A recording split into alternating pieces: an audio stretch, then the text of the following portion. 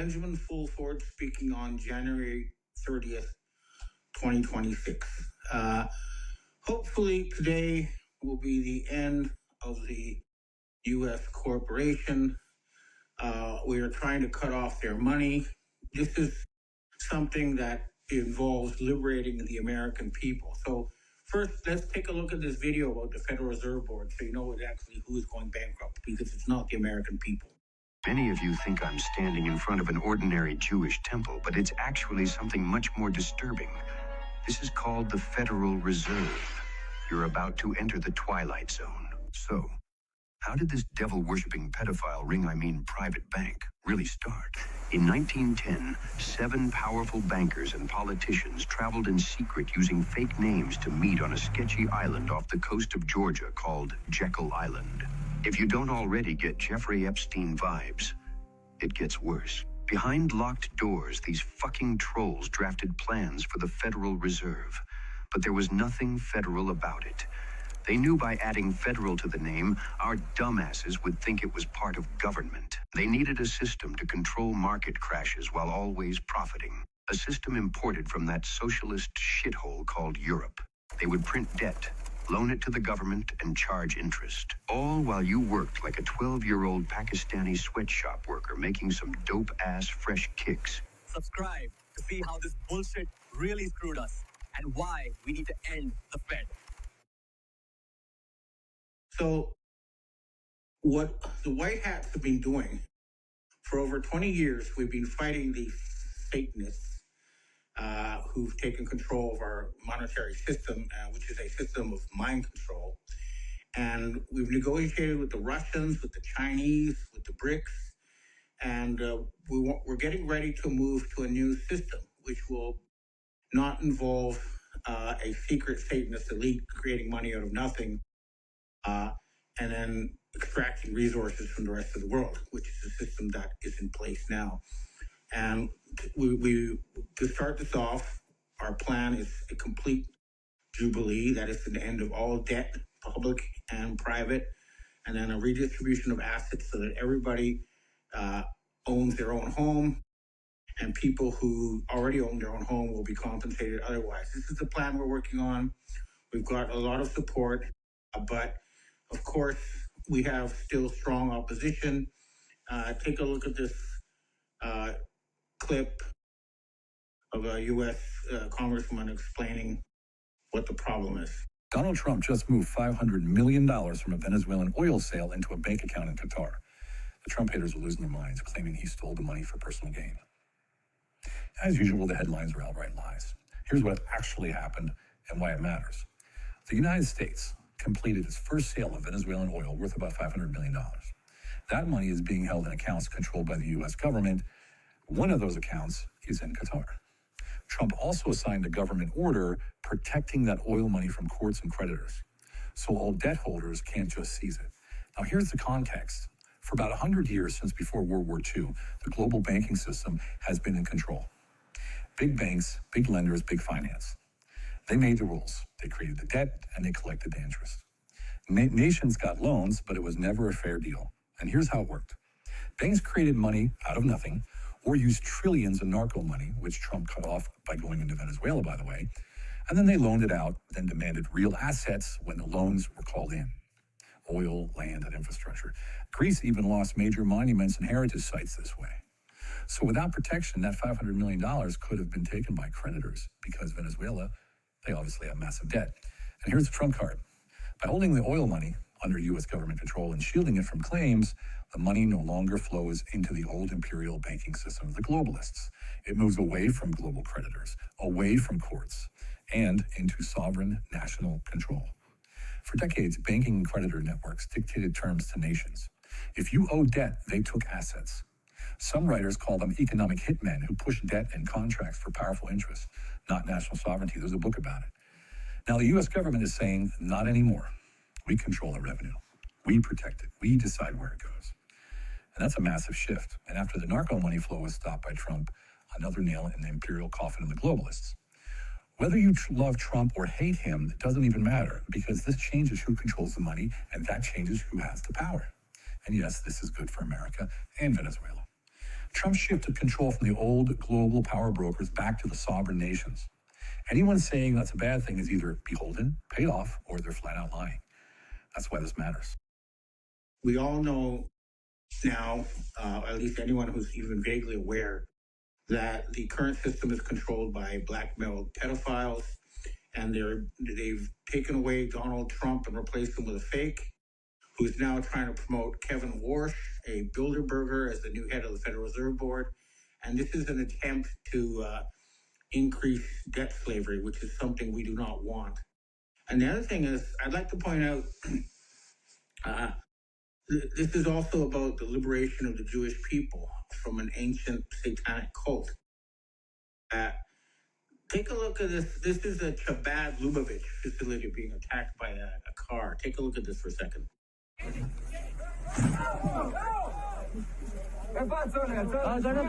Yo, everyone move! Move! What's Trump doing? What is he doing?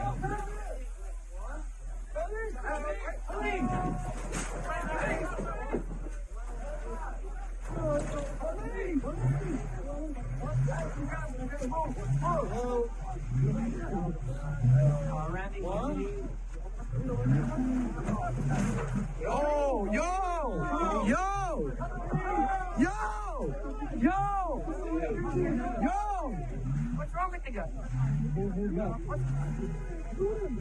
Someone. Go, you're gonna get killed. He's gonna kill you! Down. Move. Move out. What is it?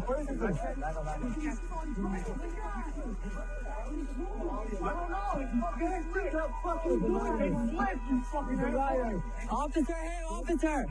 Yeah, that's him! Stop him!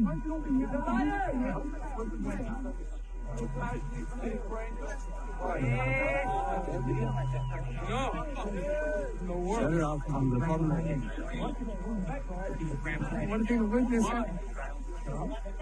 What do you think about? Why? Calm the car. Why are you nice man. Going in jail.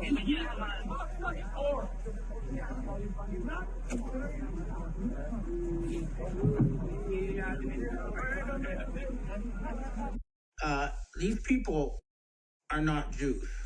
They are Satanists, and they have been killing Jews, including with the Holocaust, which is a burnt offering to Satan. And we have asked them politely to step aside, and they're not. But the thing is, the real Jews, the ones who believe in the golden rule, do unto others as you would have others do unto you, do not want to be collectively punished because of what these Satanists are doing to everybody. This is something that has to end. And the other thing we need to be aware of is that the Satanists with their fake Trump are very desperate now, and they're trying everything in their power to start World War III. That's why you have these new provocations against Iran, which will lead to catastrophic military defeat because basically U.S. aircraft carriers are obsolete. They're sitting ducks, a few missiles, hypersonic missiles, and they're gone. But they're trying to do that. And now they're also, if you can see from this clip, they're trying to start war using Cuba. So, Sandra, Trump administration officials are now considering potential options to push for regime change inside Cuba, much like they did in Venezuela. That includes the option to impose a naval blockade to completely choke off oil imports to the country. A State Department spokesperson here tells us, quote, Cuba is a failing nation. It is in our national security interests for Cuba, which is 90 miles away from our shores, to be competently run by a democratic government and to refuse to host our adversaries' military and intelligence services. Now, there is no naval blockade in place right now, but that's not stopping Beijing from chiming in to defend their communist comrades. They say, quote, China calls for the immediate lifting of the blockade and sanctions on Cuba. We will continue to support and assist Cuba. The Trump administration is very closely monitoring right now the Cuban economy, which is in free fall. All I can say is that we need to hold the line firm because this time we really can end this if we all get together. They've done everything in their power. They tried to overthrow the Chinese government. They actually came pretty close. They got the number 2, the top of the military, to work for them, but he's been removed, and there's been a massive purge underway there. So the Khazarian mafia has lost their network in China. Something big is going to happen in Japan, but I'm not free to talk about that yet. But the other thing you need to know is that the British people, the Five Eyes, are now with the UK, Canada, Australia, New Zealand, and the White Hats in the US working to liberate the American people from this mafia. And now I want to take a look at what they're doing with Alberta. The people of Alberta, as you can see from this next clip, are really hoping to get independence.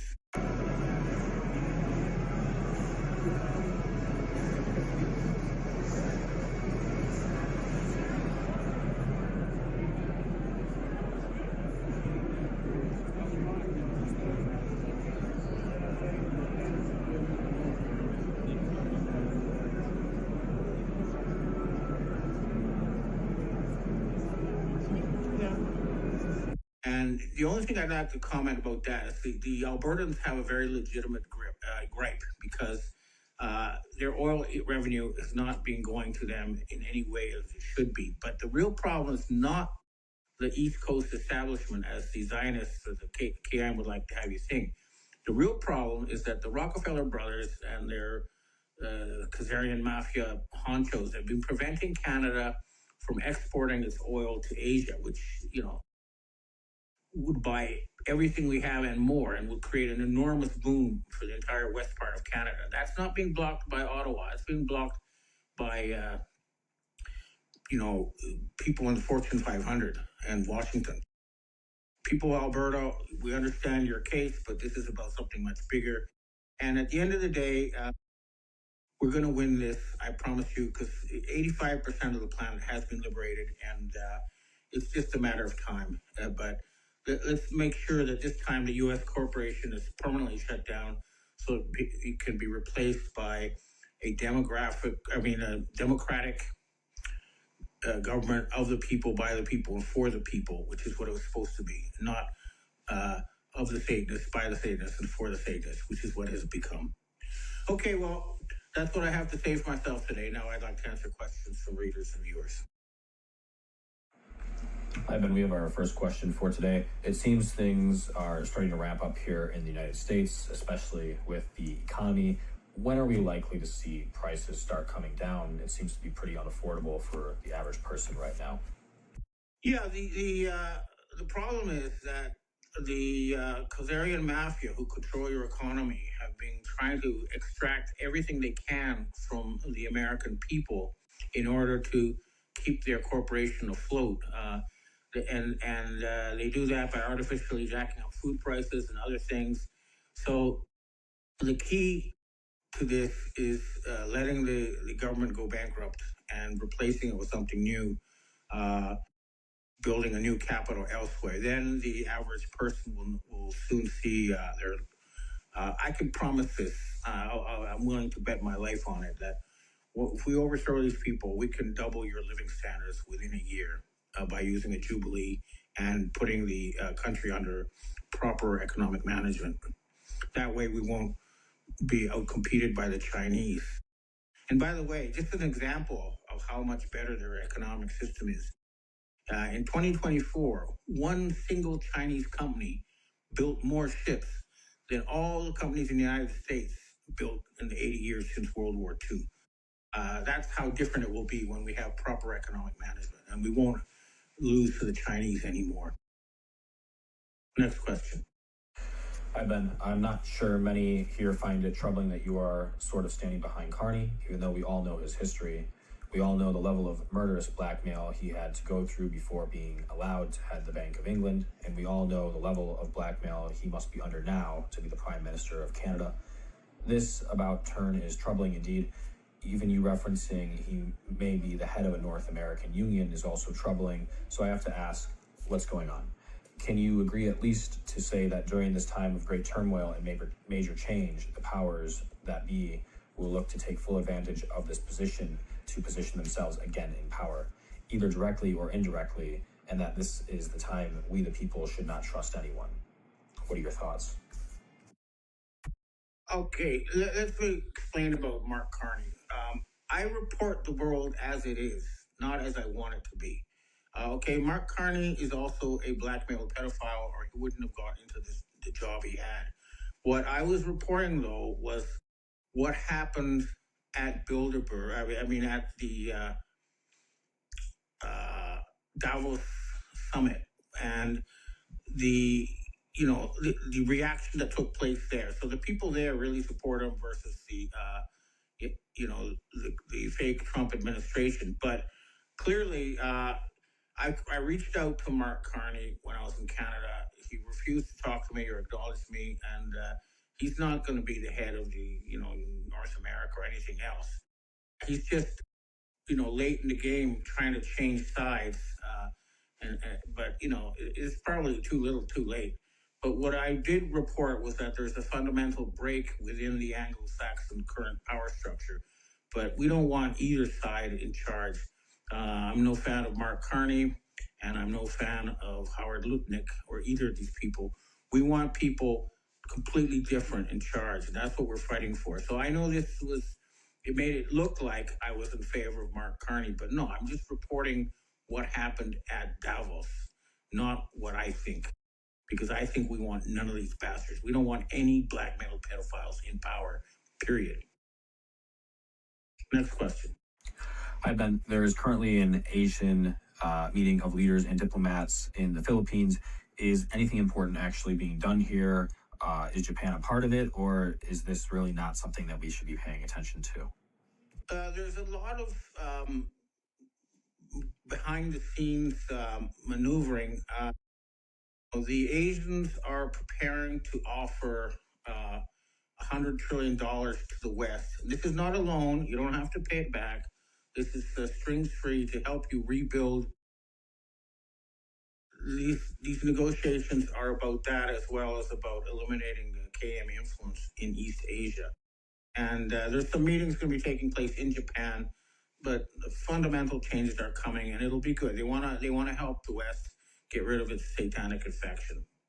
That's what I can say at present. Next question, please.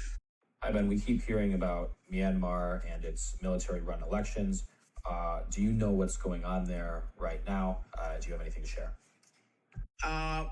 Well, the country has been de facto split. The Karen peoples have declared their own new country, and there is a proxy battle between the white hat Western military and the Russians against certain Chinese factions who want to take over Cambodia and Myanmar and colonize them. And the new Russian defense doctrine is one of, we don't let anybody invade anybody else, period. So they'll fight with the Chinese if China is invaded, and they'll fight against the Chinese if the Chinese invade somewhere else. That's how this is working. So that's what I know about the situation in Myanmar. There's also a big battle over tin supplies and stuff. It's part of a sort of power struggle between the white hats and the Chinese to make sure the Chinese come on board with a new world paradigm that's not, a China-dominated world, but rather a multipolar world where East and West are equal partners, not one subjugating the other. Next question. Ivan, we have our last question for today. What do you think of Elon Musk saying in a recent interview, stating that in about 4 to 5 years, AI will take over all of the jobs, money will be useless, and no one will need to work? Do you foresee this actually happening? There is a faction that works for what the Gnostic Illuminati call a rogue artificial intelligence. So right now, the people in the West, they're spending all our future investment resources in giant data centers to build AI. It's a desperate last-minute attempt to create something digital that's so powerful that it will enslave us forever. But it's not going to work because AI is artificial. It's not real. It does not affect control the original creation, and it never will be able to. You can't eat digits, and we control the power supply. But definitely, I think Elon Musk works for this rogue AI, and a lot of the Silicon Valley people who are trying to replace humans with silicon need to be dealt with. That's for sure. But anyway, next week I'll be having some meetings. Hopefully there'll be more to report. But let's see if the U.S. government shuts down, and let's see if we can make it permanent this time, so that the Republic of the United States of America can be revived. This is what we're all fighting for. Okay, well, thanks for tuning in, and I hope to see you again next week.